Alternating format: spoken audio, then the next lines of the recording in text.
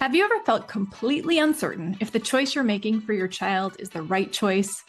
Have you ever yelled at your child, lost your cool, vowed you'd never do so again, and then found yourself doing it again a few days or weeks later?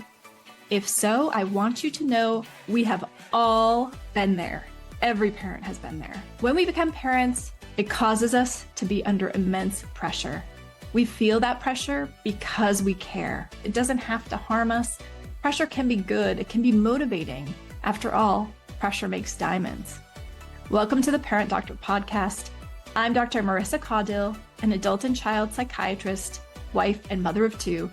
If you're here, I'm going to guess that you're like me.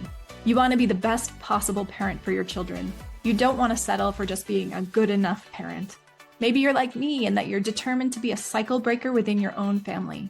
Here at the Parent Doctor podcast, I blend neuroscience, psychology, and spirituality to give you the tools to confidently grow as a parent. Because it's not just about raising our kids. It's about reflecting, evolving, and becoming the firm but loving parents that our kids need to thrive. I believe in the power of intentional, mindful parenting to help our children see our lives as examples of a life worth living. That might mean making some tough decisions in your life about your relationships, your work, your friendships, your habits. Can that be hard? Yeah, sure. But anything really worth doing is not easy. And that is how we're going to reverse the teen mental health crisis our kids are facing. By leading with love, embracing failure, modeling resilience, and creating homes filled with understanding and connection. So whether you're a seasoned parent or just starting this incredible adventure, you are in the right place. If you find value here, I'd be so grateful if you could follow, rate, and share this podcast. It's a simple way to help more parents discover the support they need on their parenting journey. Thank you for joining me. Let's get started. Welcome back to the Parent Doctor podcast, season 2, episode 15. I am super excited today to have my friend Alex Crowell joining me. You will tell when she starts speaking that she is not an American. She is from Australia, and I met her through a coaching group that we're both participating in this year with Diane and Michelle, and I'll put their info down below in the show notes as well. But welcome, Alex. Thanks so much for joining me. Hi, thank you so much for having me. I'm really excited. I hope I don't sound too Aussie. I don't know if it's the case in Australia that you love American accents, but Americans love Australian accents. So one of the things I love most about our coaching group is I get to just listen to all of you Aussies talking, and I'm like, I love it. I love it so much. Your accent's wonderful. All right. So Alex is a midwife, a mom of 2. She runs New Life. So I can't read my handwriting. Midwifery and La Loba Herbalism, which is a website where she sells feminine hygiene products, feminine pleasure, and feminine wellness products. So check that out as well. And she is the podcaster behind Your Birth Your Way, a new podcast all about how she helps women to have a non-traumatic birth experience in the way that they want to have one, right? So very thumbed up. Yeah. We were just discussing before this, as in her first episode, I listened to it. I loved it. And then I reached out to her and I was like, I want you on my podcast. Although we're very different, I think someone who's a midwife and someone who's a psychiatrist are kind of at opposite ends of the healing spectrum, kind of in some ways. But there is a similarity in us in that you found midwifery to be something that really aligned with your soul's purpose and felt really just perfect for what you wanted to do. And you chose your own path because what was really important for you, as I understand it, was kind of continuity of care with the women that you treat. So can you talk to me a little bit about that? Yes. Continuity of care became my passion pretty quickly because when I was a student and I was training, I realized that no one had actually even talked to me about the possibility of having my own midwife when I had my own kids. It was very mainstream system. Just 10-minute kind of tick and flick appointments. Everyone was really pleasant, but there was no relationship at all. And so when I found out about it during my midwifery degree, I just couldn't believe it, that this was available and that it just wasn't common knowledge. So in Australia, less than 16% of women have access to continuity models, and only about 1% have access to a private midwife because it's only partially funded over here. And so I wasn't even aware of private midwifery at this point. It was more just that part of your midwifery degree here is that you kind of follow through women through their pregnancy, you're on call for their birth and see them afterwards. And that was my favorite part of being a student. And I started to have really great experiences with these midwifery group practice midwives who worked in that way. And they all just seemed so much happier than a lot of the midwives that were working in that mainstream model. And I was just seeing women transform and be so much happier. And I could see the ripple effect that had in that early postpartum journey. So I became very passionate about it. There's 20 years worth of research to support the benefits of continuity of midwifery care. It has better outcomes for mums and babies, and women are more satisfied with their care. And so I basically, I came across two privately practicing midwives at the end of my degree, and they were talking about home birth, and they were talking about what they were doing outside of the system. And they were so passionate. And I just thought, I have to do this. And so I walked into their office literally after I graduated and said, how can I work with you? And I think they were a little bit shocked and didn't have any work for me, because it's like private practice then was really new in this country. Midwives had only just become Medicare eligible. So before that, women were completely out of pocket to see their own midwife. And so I worked in a hospital part-time, and I worked in private practice part-time to get my endorsement hours to work in private practice full-time. So I did work unpaid 18 months in private practice. That's how much I wanted to do it. So yeah, and the rest is history, because I've worked that way ever since. Awesome. I love this story. So let's unpack it a little bit. So take me back there. You said you had your kids young. I'm just doing the math. You said you've been a midwife for 14 years, and you said your kids are 15 and 21. So had you already given birth to your two daughters by the time you finished your midwife training? Yeah. So I had Imogen, my oldest. I just turned 20. And then I did a journalism degree through that. That's something that I always wanted to do. That was really tough over here because, yeah, it just wasn't what I thought it was. And then when I was 26 and I moved back to Queensland, I just really wanted to have another baby. And I was a little bit traumatized by my first birth. I thought, oh, I'm not doing that again for a while. And then I decided I wanted another baby, but journalism didn't really fit with the lifestyle, because I had to kind of be sent to different bureaus, and it just wasn't going to work with my family situation. So I decided I might become a dentist. So yeah, like straight A student, like perfectly capable of dentistry. I'm thinking, okay, I can work Monday to Friday. I can get paid X amount of money. And then I really enjoyed following one of my friends while she was pregnant, learning about what she was doing. And I found out that you could be a midwife without being a nurse. And my sister and my mom are nurses, love nurses, but I don't want to be one. And so when I found out you could do midwifery, I was like, oh, that sounds pretty good. And my mom explained that, shift work is pretty good. Like with a family, you can be flexible. And so I sat with it for a while. My dad was like, be a dentist, because he's all about, the money and prestige and all of that. And so I sat with it, and I just honestly just went with my gut and chose midwifery. Obviously, you don't get paid as much as dentists do. But after the first 6 months, I read a few books about the politics of birth crisis, the scientification of love. And I just had a complete awakening. I honestly just think back now, and I can still remember having this full body response while I was reading these books, and just thought, this is incredible. Why didn't I know about this? And so I just made it my mission to just seek out those experiences as a student. And I've done the same ever since. Well, I just love how lit up you get when you're talking about this. It's so clear that this is your passion. Before we started this episode, everyone, Alex and I were chatting, and we aligned on the fact that we're both the oldest children in our families. We're both really good students. We got all the gold stars for being that, especially from our fathers. And this parental idea of imposing on us without any, intention to do us harm, I'm sure, but parents tend to reinforce that in their kids that they like, that ultimately reduces their own anxiety, right? For my parents, and I think for yours too, the desire for you to be a dentist, for example, or my family, I got a lot of praise and accolades when I said, I think I might be a doctor. I think ultimately I went to medical school because throughout my life, I was a good student. People would say like, oh, what do you want to do? You're this straight A student. And I'd say, oh, I think maybe I want to be a doctor. And they were like, oh, that's great. They got very reinforced.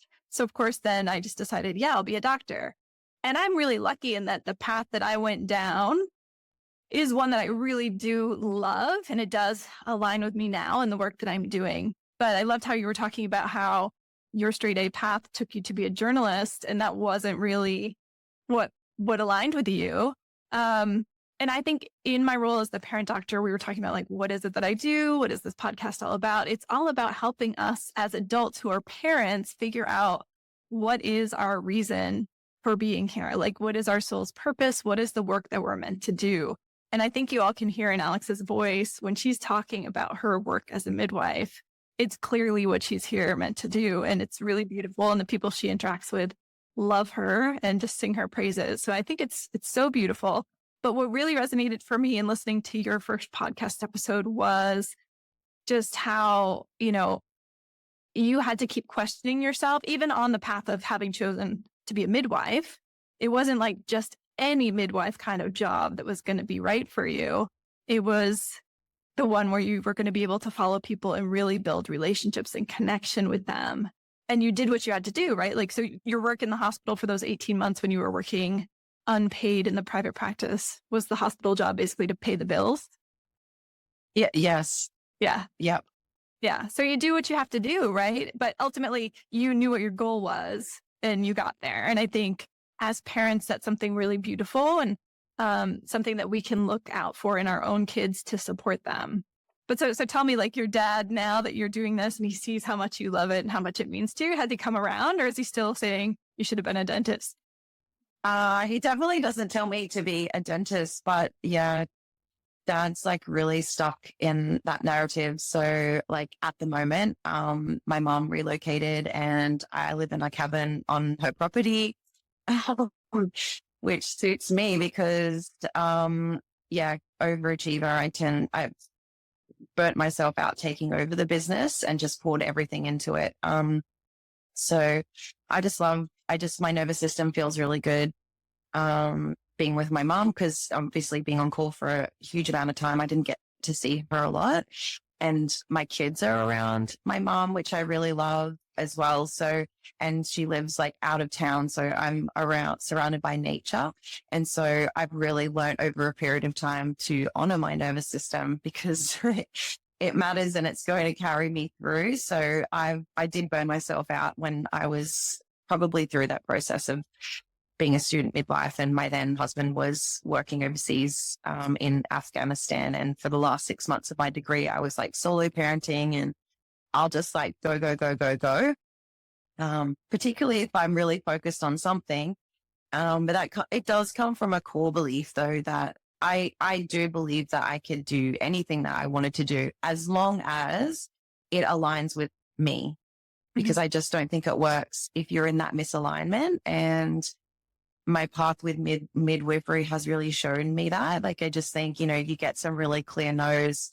And when you start pushing up against things that you're not meant to do and the universe is trying to redirect you, you're really at risk of burning out if you're not really tuned into your body. Yeah, definitely. All right. Well, let's shift gears a little bit, because what you told me is that with your two daughters, who are, as you said, 21 and 15, right? You noticed, well, we didn't really get into it, but you shared with me that for both of them, you pulled them out of school around the time they were starting high school to do 18 months of independent schooling, homeschooling. So talk to me a little bit more about that. Was that a decision that you made jointly with them? Did you see them getting burnt out? Was there some red flag that made you decide to make that decision? Did you make the decision for them? Did they decide it and you agreed? Like, how did it go down? Combination, all of the above. Okay. But initially it started with my first, when we had this national curriculum come out, I noticed that there was just so much pressure on kids. And we have a thing over here called NAPLAN where they test every kid, and it's like, it comes in different grades and they just want to state schools to meet benchmarks. Mhm. And my first daughter, she was really stressed out by sitting down and taking tests.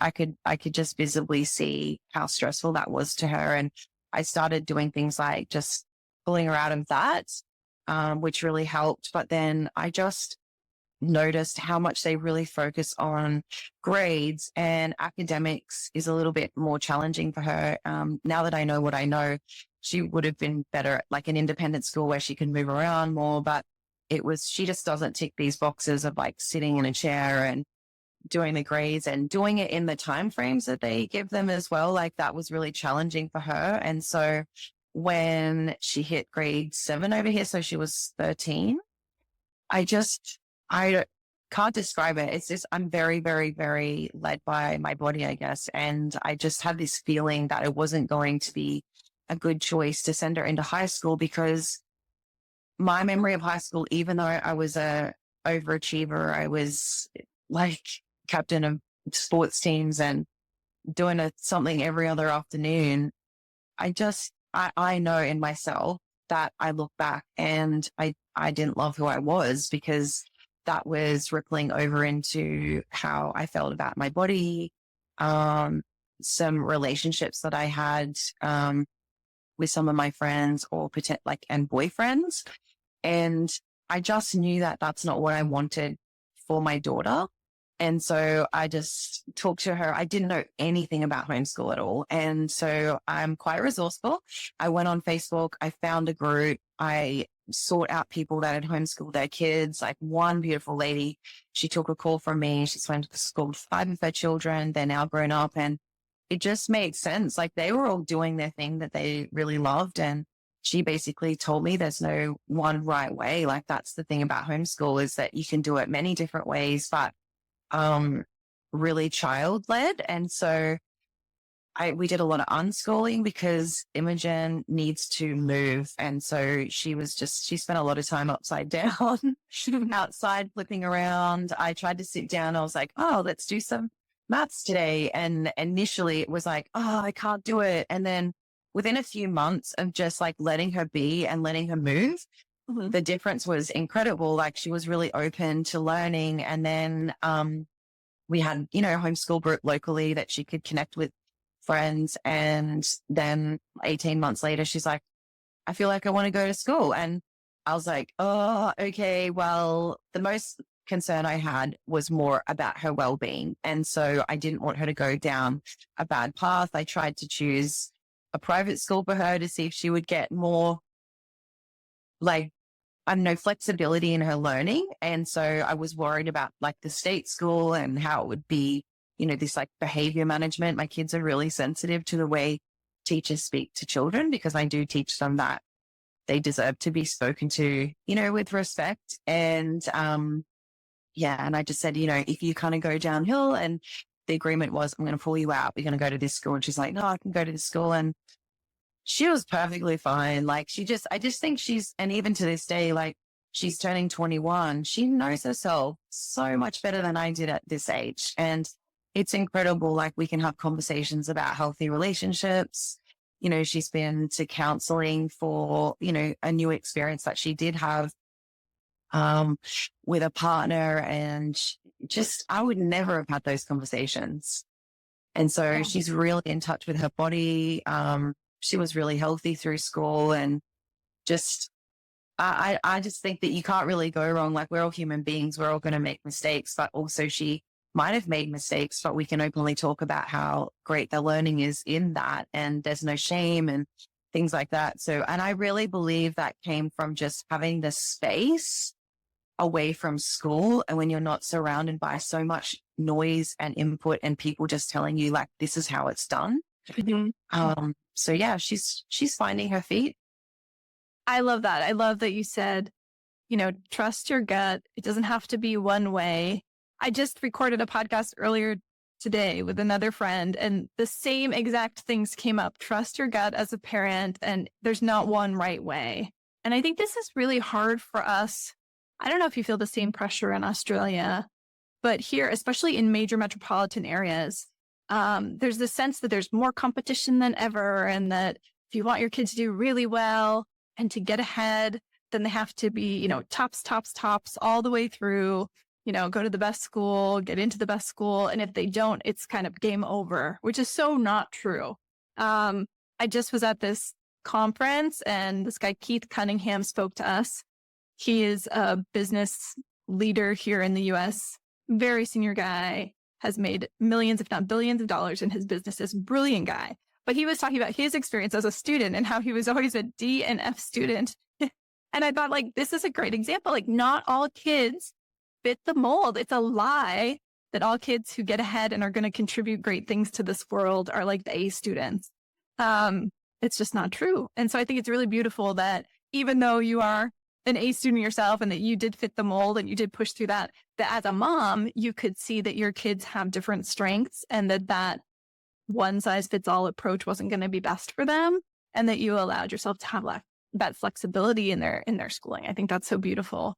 And it's such a nice time because developmentally early adolescence, like the start of high school, is really a time when the brain is changing a lot, probably the most. And so to give your kid that space in a safer place with fewer inputs, like you were saying, was probably the best thing you could have done. But I guess I'm wondering, you have this job that's relatively flexible, right? I mean, of course, you also do crazy things like work all night when someone's laboring. You pay for the price too. But like for someone who has a 9-to-5 job, who wants to give that kind of flexibility to their kid, is there anything you learned through your homeschooling experience that you would say to them? Any advice you? That makes it really tricky. I think having a child in high school, I guess, is really different to having small children. I think it would be really tricky to have a 9-to-5 and homeschool.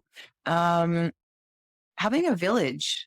Yeah. Having a village of support and knowing that it doesn't have to look one way because, it might suit you to do more of the school like on the weekend, or it depends. Like I'm really fortunate that my kids can be at home without me for certain periods of time, and I can just be checking in with them like remotely.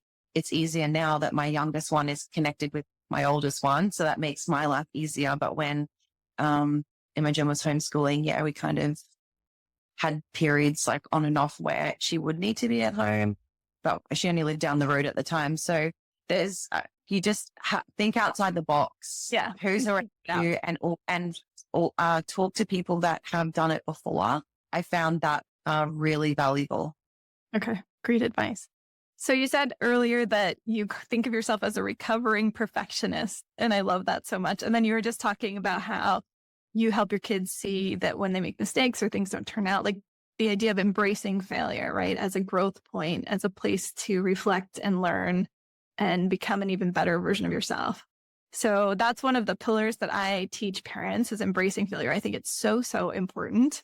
Do you ever talk to your kids about things from your own life that didn't go the way you wanted at the time, but actually in retrospect have turned out for the best for you? Yeah, we have some pretty honest conversations. The biggest one that pops into my head is the breakdown of my marriage, and my kids were 13 and 8. And so I still remember that day where I told both of them. Sadly, my oldest one wasn't really surprised, but my youngest one, she was heartbroken. And so that will always, to me, it felt like the biggest failure of my life, like parenting failure, because you're so wired for your kids, not just survival, but thrive, you want them to thrive. And, from that psychological standpoint, okay, cool, I've created a rupture here, is now on their path. And so I really carried that around for a long time, and also trying to control like what the other parent was doing for a period of time, because I'm like, oh, that's going to damage them and that's going to damage them. And having to learn how to let go of not being in control of that, and that this is their life's journey too. But also we've had some really open and honest conversations about how I wasn't really happy what the steps were that led to that, because I couldn't talk to them about that until they were a bit older.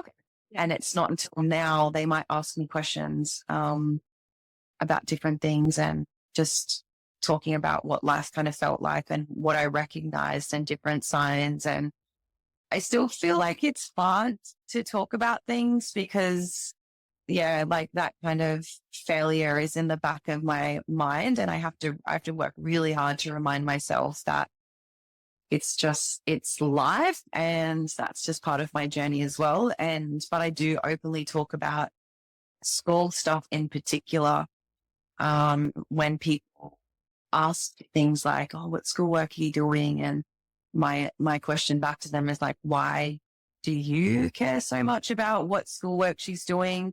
Because in my mind, if my child is taking charge of her nutrition, taking charge of her health and fitness, integrated into a community with peer support, and is happy within herself, but she's not doing much, like she hasn't done the curriculum as it looks or whatever, or she doesn't finish year 12 until she's 18, 19, does it really matter? Isn't it more important that she's a happy person that loves who she is? And then every single time people will be like, okay. So, like it's not without failure, I'm sure, but it just, like they see my business. They see me tired. Like I feel like I'm apologizing all of the time. Sometimes when I have like a really busy week with births and I get a lot of mother guilt over not being present, I can just feel it in my body when I'm not present. Because essentially sometimes like when someone's in labor, like they come first. Yeah. So that's my life's work, and they understand. My youngest one is a lot more vocal about what she doesn't like. So, she'll tell me, but I try and balance it out in other ways. And yeah, she's seen me tired. They've seen me cry. They've seen me in, this relationship that I'm in. Like it's been tricky at times navigating that with someone who is of a different culture, and,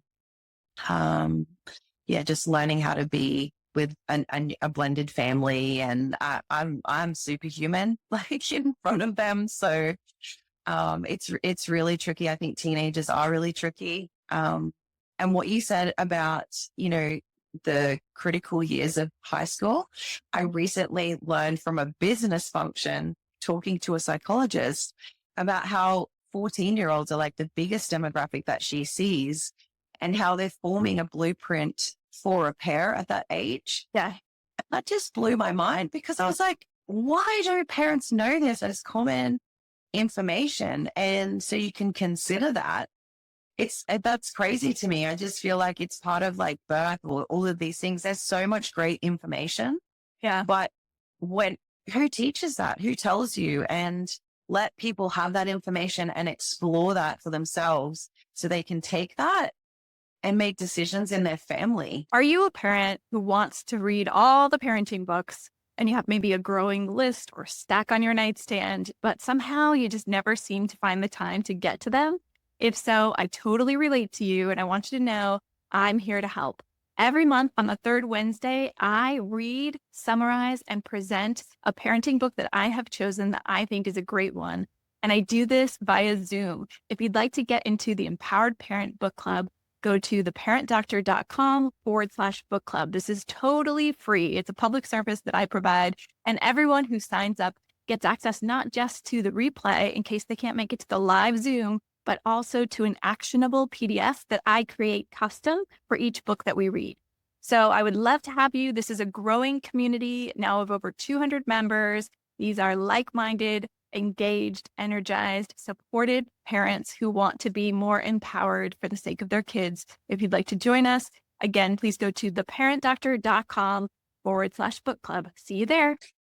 Yeah. Great. So it was so obvious to me during the pandemic, like the kids who had the hardest time were like the preteen/early teen kids, because the more mature kids, the 16, 17, 18-year-old kids, had formed enough of their self-identity and had enough experience with digital connection with their friends that all the shutdowns didn't impact them as much. And then the really younger kids, most of their identity is like at home. So when everything shut down and they were at home, they weren't as impaired. But the kids who are at that point where their primary focus is outward, right? They're trying to define themselves by connecting with their peers, by comparing themselves to others, by rejecting mom and dad and going out there in the world and seeing what's out there. They suffered the most because they needed that outward connection the most, and they weren't getting it. And they didn't have They didn't all have cell phones and ability to connect with peers, and they just were really, really struggling. But you're right. I think we don't give enough attention to those early adolescent years. When we think of teenagers and all the headaches that they give us as parents, we're usually thinking about like the 16-year-olds driving and drinking and doing whatever. But really, when it comes to brain development, identity development, that really is happening earlier at like that 12, 13, 14, 15 age range. So I think it's great that you guys were brave enough to make that decision. I don't think it's right for everyone. And I don't want people listening to think that I'm saying everyone should pull their kids out of school in their freshman year. But what I hear from you is that you recognized some differences in the way that your girls were learning and that maybe they would do better in a different environment. And I really applaud that, because most of our academic centers, whether they're public or private, they have one way of looking at things. And it absolutely isn't the only way to look at things. And I love that you view your identity, your ability to care for yourself, your emotions, what you need, what your body needs, all of that should be equally important, if not more important. It should be more important, right? Than like what you're learning from the textbooks, because the textbooks are going to be there our whole lives. We can always learn that stuff. But if you don't really have a strong sense of identity by the time you leave your parents' house, then it's a lot harder. Your whole life. Yeah, exactly.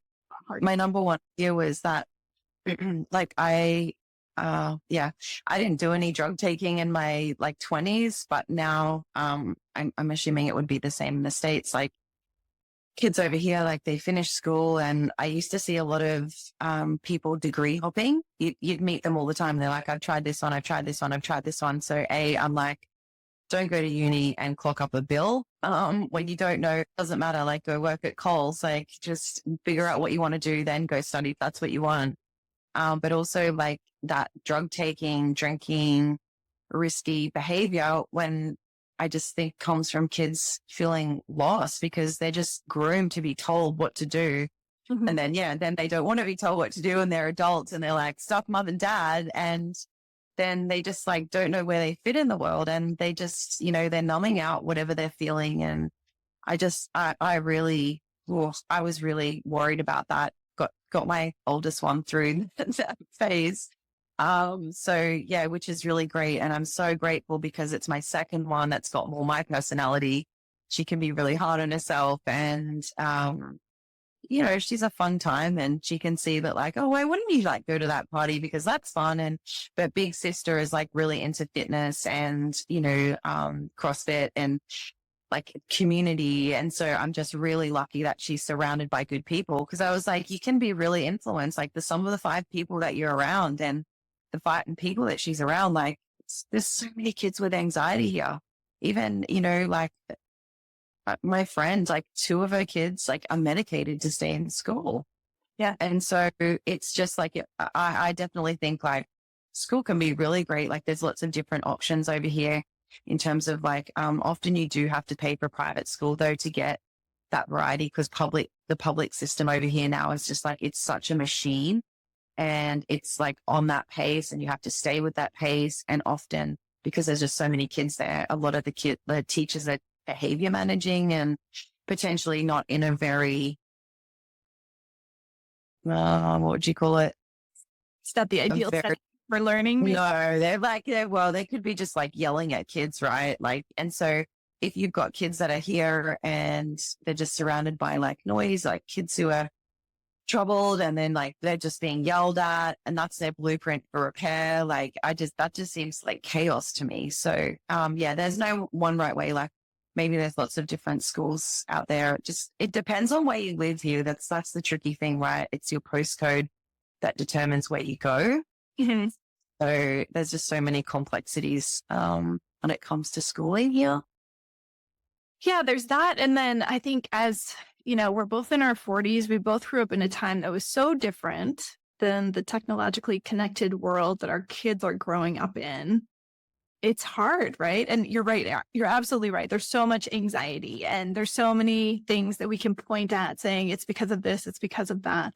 Ultimately, I think a big part of it is that we as parents are pushing, well, not consciously pushing, but like we feel anxious about our kids' future prospects. And then that comes out in the decisions that we make for them. As a psychiatrist, I've treated kids in residential treatment centers who have drug abuse problems, and the commonality and the patterns that I saw were that the parents of those children often really couldn't tolerate their kids experiencing distress. So those were the parents who would do anything they could to kind of intervene and prevent their child from getting in trouble, from being the kid who's left out, from any of these things. So as a result, the child doesn't build the muscles of resilience that come from not being invited to the birthday party, having to get in trouble by the teacher because you forgot your homework, whatever it is, and then when they become adults, they're completely ineffective, and they know this, and they feel like crap because they can't do the things on their own that they know they should be able to do. It's too hard for them. And then that leads to the self-medicating. So I think you were really brave to make the unpopular choice, even among your family, to pull your kids out of the traditional school system and let them find their own way, which ultimately led to a path back to the school system, which is interesting, right? For both of them. But I'm assuming that the version of themselves they brought when they joined school a little bit older was very different than the parallel universe version would have been had they stayed in school, because they had a much stronger sense of who they are and what they're capable of after the experiences that you gave them. Yeah, it was surprisingly easy. I was really worried about my oldest daughter. I was worried about her grades because I was like, oh no.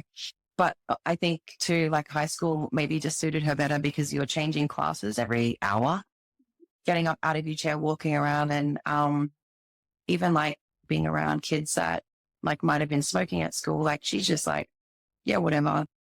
They smoke, I don't smoke. She can just walk past it and it's not a problem. And so, yeah, my fear with the second one was oh, what's she going to get into? She did get suspended for vape. She got suspended for vaping, and she slapped a boy across the face because he called her a fat troll. And I was like, this is just not working. She's really great at school. School's not hard for her, but socially, I'm she seems like she's angry. My naturopath is saying she's stressed. That's why she's just not eating at school. And I was just and she was so resistant to homeschooling at first. And so it was planting seeds going back and forth. And then ultimately she kind of came around as I think we should give it a try. Cause I was you can always go back to school. And that's the thing that parents, need to understand too. You could have one kid that goes to the public school, one kid, I put my other daughter in a different school because she's so busy in the brain and the activity suited her and she was doing well, but then it was just socially. And I think it's more related to age. Every second person was having anxiety, and the school was really, really good at that kind of not shaming them out. When she was busted for vaping and integrating her back into the school, they would just look, you're, looking at your choices, and there was no shame around it. But I was just I don't know. I'm such a young parent, even as a 20-something-year-old, I think it's just, I don't know. I've just to listen to that voice, I guess. But I'm also not frightened to do something different, I guess, either. I'm a little bit rebellious in that way. So it's yeah, dad might want this, but I don't really care what dad says anyway. Obviously on some level I do, because I've had some counseling around that perfectionism and things like that, that still continues to pop up. But ultimately I just feel I'll sit with something for a little while, and then I just get this no, it's really clear that this is the right way. And somehow my kids kind of come around to that as well. And it just seems for both of us to align. And I've got no problems. We're having discussions now about what we're going to do with her next year. And it's year to year. You could change your mind at any point, and not being afraid to do that, because the system says you have to do it this way. It's no, you don't. You can come in and out of school as you please. Yeah. Well, I think even that is very powerful to help your kids see that there isn't just one path, right? Because so often, as a psychiatrist, the adults that I've treated, they feel say you get sick and you can't do the job you were doing before, and you feel your identity is tied to that, and now you don't have value anymore. So you're helping your kids have a flexible identity that isn't tied to any one thing that they do, so that they know that they themselves have value, whether they're a student here or a student at home, whether they're doing this or doing that, which is really beautiful and really important. I think there's many ways as parents we can cultivate that idea. but your story is really nice. So your younger daughter, is she still homeschooling right now, or is she transitioned back? Where is she? We're halfway through the year, obviously this year.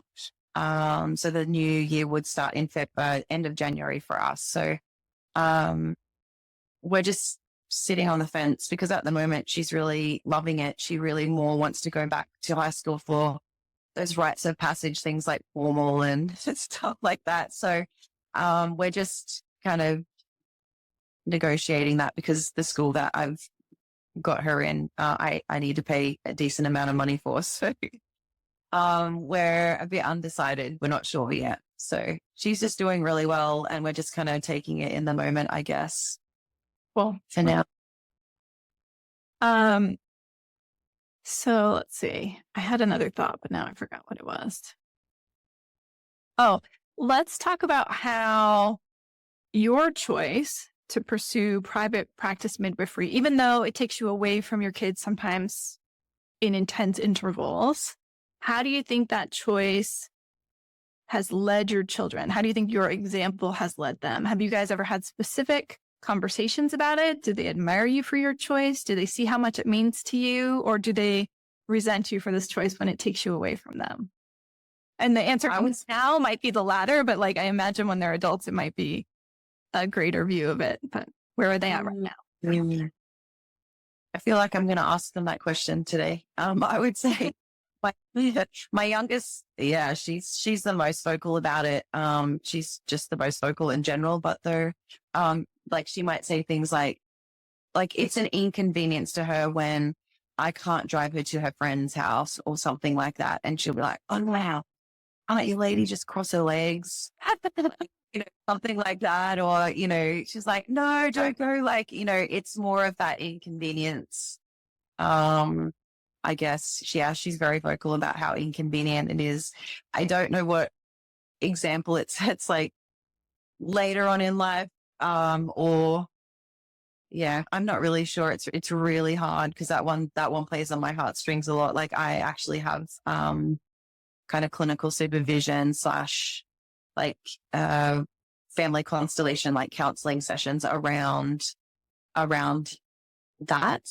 Because it is really hard, particularly with, there's sometimes, particular clients that really take a lot of energy. I think what I try and demonstrate is my boundaries. And so my youngest one is so good at slapping me with that reality. And she'll be like, your phone, I'm sick of you being on your phone. And mostly it's to do with that. And so it's really good because then I'm like, oh, I'm really sorry. Okay, this is what I'm going to do to not do that. And so, and taking that into even, the business coaching, I didn't realize how much my identity and my self-worth was actually tied into helping others because I was associating, particularly women. I just thought that is a positive thing. And so that was really, I really had to be broken down. I was having human design coaching to support me at the beginning of the mastermind. And when I had that realization, that it was so tied in, I was like, oh gosh, so really having to set that boundary, a very much clearer boundary with that. That's still a work in progress. So even just trying to answer your question is how is it going? I'm not sure. I did ask one of my mentors who sold the business and has retired. I asked her oldest daughter once, how is it to have your mom as an on-call midwife in private practice? And she answered me back and said, my mom makes me realize that I can do anything. Yeah. And so I can feel myself getting teary. And I just thought, oh, wow, I hope my kids see it that way. They come on home visits with me. If I'm out and about and I can't drop her to where she needs to be, she's got to come in. She kind of sits in the car and watches a movie, has a snack or something. And it's all a bit of an inconvenience, but she also, I'm also home a lot more, and around her a lot more. And same with her not being at school. I see her so much more than I would see her than if she was at school. So, but I feel like they really care about other people, and that I definitely know that they know that birth and babies are important. They do know that, even though neither of them really wants to like give birth. Like one's 15. So, she's like, no way. But also like the other aspects of owning the business. Cause I think once I started owning the business, that then became a whole nother kettle of fish as well. So I wasn't just about the women, it was about the business. But I think the business is bringing home lots of learning as well, because I have to, like, now in this mastermind, there's like the podcast. Gosh, what other things are they seeing me doing? I share the human design thing with my oldest one. I'm going to get her to do that. Like content creation. They kind of dabble in that with their CrossFit and things like that too. And we talk about the possibilities and like planting seeds of, like if you don't want to do your babysitting job, she creates reels for the gym. My partner, he finished school in year 9 in New Zealand, and he read a Tony Robbins book in his early 20s. And yeah, he owns a gym. So he's just wired that way. So it's like, it doesn't, like you can do lots of different things, and that can like, you can come in and out of that. And they're both seeing that, I think. And we just try and help them figure out like what they want to do, not tell them what they need to do. It's just like, here are all of your options. What do you think? Yeah. There's a lot going on in our household. Yeah, it sounds like, well, so I have this theory that one of our most important jobs as parents is to teach our kids through our actions that a person can completely love them and prioritize them and not give them 100% of what they want. And I think learning this is so important for all your future relationships, because if your child thinks that love equals always giving me exactly what I want, they're always going to be disappointed in their intimate relationships, and then their friendships and in their work relationships, right? Because life happens. There's always some conflict, right? Like, you love your kids. There's no doubt you love your kids, but you also love the people you take care of. And sometimes they're going to go into labor at an inconvenient time. And it's also true that your 15-year-old daughter is at a developmental stage where I think it's really healthy that she can tell you she's not happy about it. Far better that she's vocalizing that than if she's not, just retreating or withdrawing and internalizing that. And my advice to you in those situations would be just to tell her, like, I know this sucks. It's not what we were planning. I was hoping to spend this time with you too, but I promise I'll make it up to you. And then come up with a plan so that you guys can spend some stretches of hours where your phone's off and you're just present with her at times when you know you're not going to be interrupted by a birth or someone calling you, to kind of will make new deposits in her emotional bank account. Because I'm sure, like, when you have to, renege on a plan or not be there when she's expecting you, that's a withdrawal. But it's a withdrawal that ultimately is a deposit. It's like an investment, because I do think that as she's an adult, she's really going to view you and the work that you've done as something that's very inspiring for her. Because again, it's something that's aligned with a purpose that's true to who you are. So that's so beautiful. I think that's the best gift we can give our kids. Oh, thank you. That's so validating. It reminds me of one of my clients this week. She's had her 3rd baby, and she was just, again, like, groomed for the straight A's, doesn't actually talk to her family anymore, and just this, like, I'm like, oh mate, like, looking at these expectations, and she was taking like the best quality out of all of her friends around her, like the one who did all of the fitness, the one who had the cleanest house, the one that did all the cooking, and like bunched it all together to try and meet this like benchmark that she was never going to reach. And so just peeling that back and just like figuring out what fits with her family. And because women just like, they just feel so guilty around like their kids. Like they all do it. And then she just said she read something about, if you show your kids, that you're like, everything's perfect all of the time, then that's the standard you're setting for them, rather than showing them, the humanness and what is actually normal and how to kind of work your way through that. So that's really beautiful information. And I think it's so important for parents to have that knowledge, like coming from you and you kind of being that expert in that field and having all of that research behind you and experience. I think a lot of parents we don't get that. We have like a midwife for a period of time, and most women don't even have that. They get a home visit, and then where do they go for that? And I didn't so even we don't have, by the way. oh, wow. It's, yeah, like you have to, I got discharged like 18 hours after I gave birth to my first child. And then I had a follow-up with the pediatrician.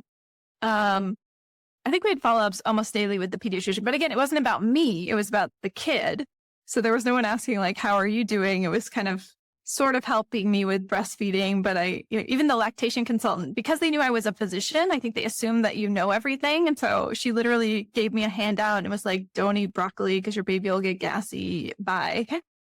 And I was like, okay, thanks. So yeah, I think my sister is in New Hampshire and she had community care, which again, being in my like academic medicine, ivory tower, I was really like looking down my nose at the care she was getting, kind of questioning everything. And she had midwives caring for her, not one, but multiple at her practice and at the delivery too. And I was thinking, that's not good care. Why don't you have a doctor? But she did fine. She had beautiful natural births with 2 of her 3 kids because it was fast. She just labored really fast. But she had people who also came to her house, weighed the baby, checked with her like afterwards. And I'm thinking like, man, in New Hampshire, which is generally a more rural place, for people living in Los Angeles, we would think that's not going to be as good care. But she had much better care than I had here in Los Angeles. I had nothing coming to my home, which is crazy because after you give birth, you really need someone to come check you out and be coming to you. That's not really the time when you should be driving anywhere or getting out of the house. When you're totally, it's all about it's holding that, who holds the mom, right? And probably as a perfectionist too, you're like, no, I need to be seen to be like, I can do these things. Oh yeah, I did think to ask for help. Thankfully, with the second one, I was smarter and I hired. Well, here, I think the role that you play, it may be similar in some ways to like we call them, like a postpartum doula.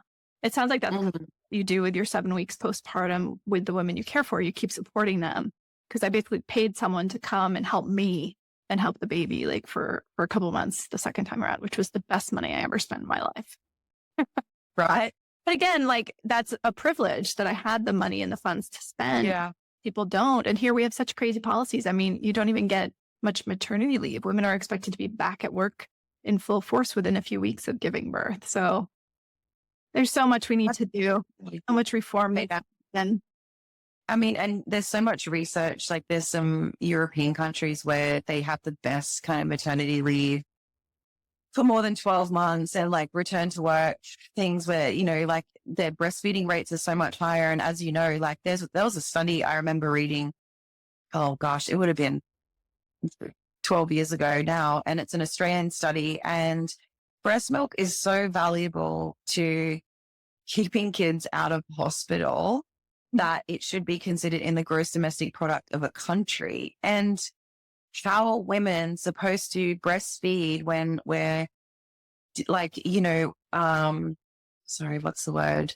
We're just empowering them through birth, and then they're disempowered going into motherhood. They don't have any support.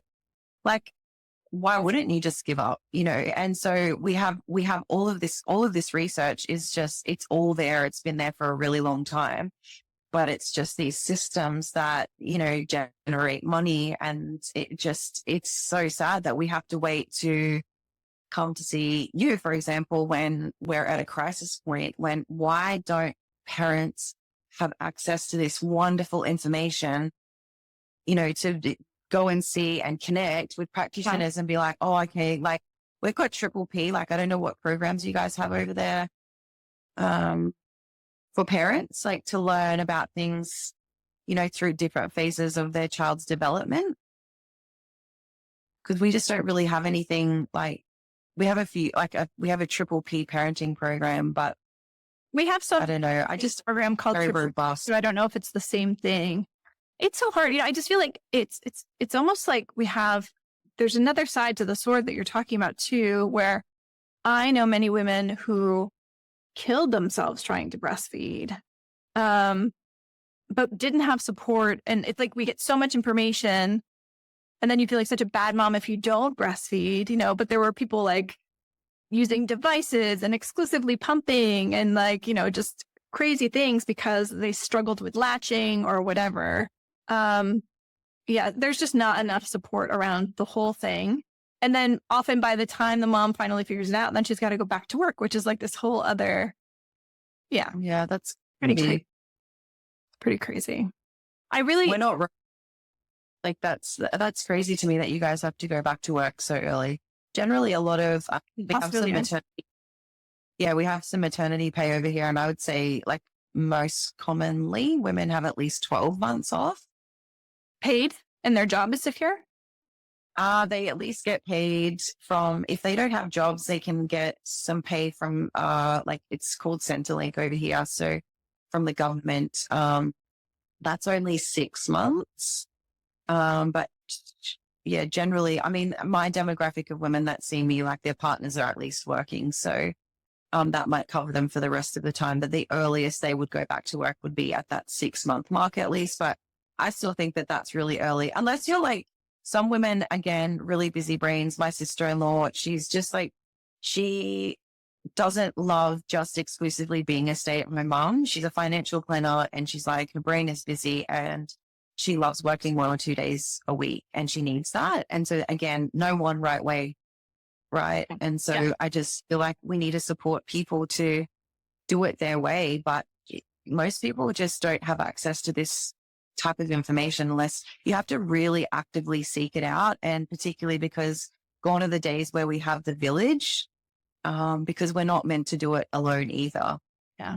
I think that's really the key, is that we are, especially in America, we really pride ourselves on doing it alone. Like I remember hearing stories about women who like had the baby on Friday and were carrying it up the stairs on Monday at work. And I'm like, what? And I was like, wow, I hope to be like her. That those are the women we seek to emulate, or at least that I did. And yeah, there's much that I wish I could change. But, you know, I'm just very thankful that my kids are now 11 and 7. We've made it this far.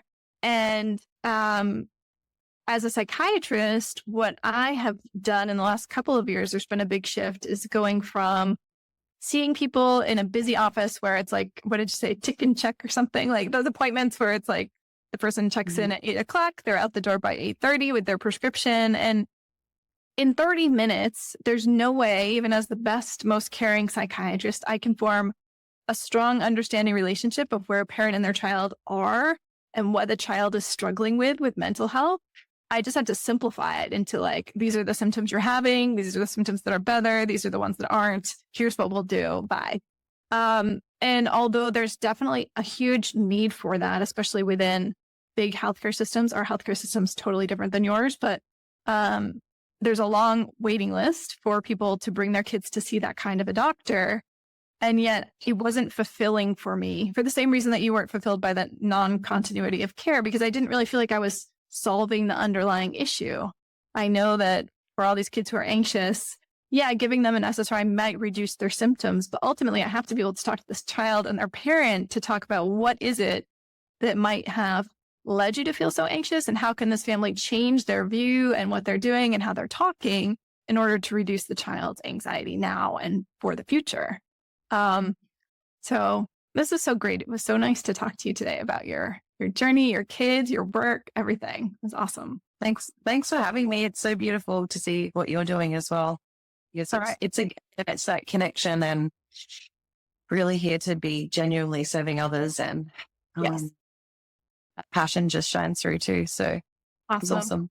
Beautiful to see you. All right. So everybody who wants to hear more about Alex, please read the show notes down below. You can reach out to her on social media, check out her website, and email her. And I'll see you next time. Bye.